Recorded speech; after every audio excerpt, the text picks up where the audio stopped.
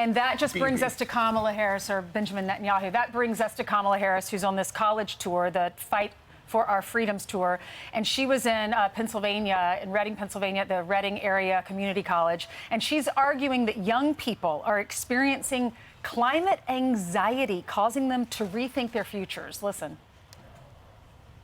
I've heard young leaders talk with me about a term they've coined called climate anxiety. Right? Which is fear of the future and the unknown, of whether it makes sense for you to even think about having children, whether it makes sense for you to think about aspiring to buy a home, because what will this climate be? But because people voted, we have been able to put in place over $1 trillion in investment in our country around things like climate resilience and adaptation, around focusing on issues like environmental justice.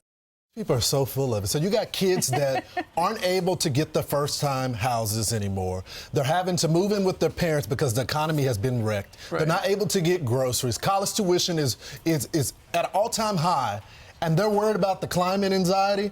It's only created by the White House, I think, this pressure on these young people. But from a day-to-day basis, I think there's more pressing issues impacting my generation. Well, it was amazing. It was amazing to see. I was at the UN yesterday. How many climate activists are there screaming nonstop? They have these schools have indoctrinated these kids to the point where the first thing they teach them and the last thing they teach them is about the world's going to blow up unless you do something crazy like glue yourself to a Van Gogh or throw yourself in front of a plane.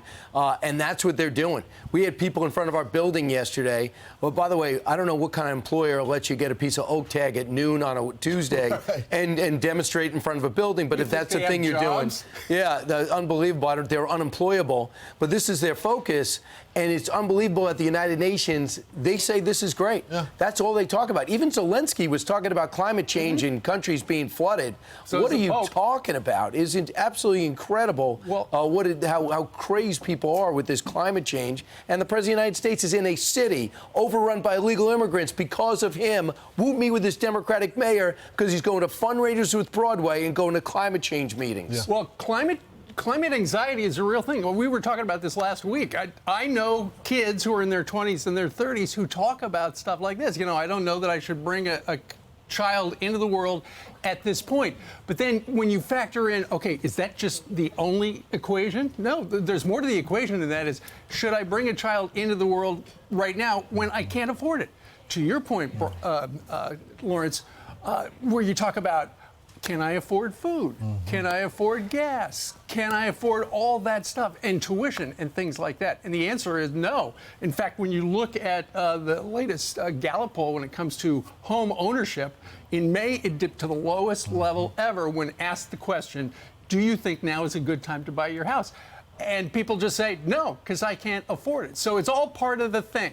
And the White House is obviously using this event over the last week or so to talk about climate change. It's just a talking point. I mean, if you talk to kids in college, the majority of normal kids in college, they are scared to have babies because they're in their 20s and they want to make money and they want to get to the top before they start having their babies. They want to have a better life for their kids than maybe they had. They can't buy a house because mortgage rates have gone up, the highest they've been since 1981. So there are other factors here.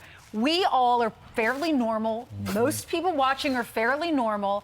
We didn't have babies until we could afford them. We couldn't buy a house until we had a little money, a padding in the bank, so we could put a down payment on a house.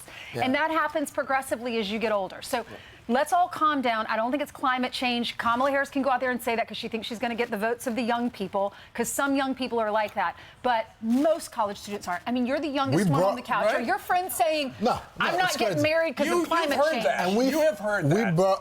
No, I don't. Really? I don't hear that. And we brought our own panel of young people.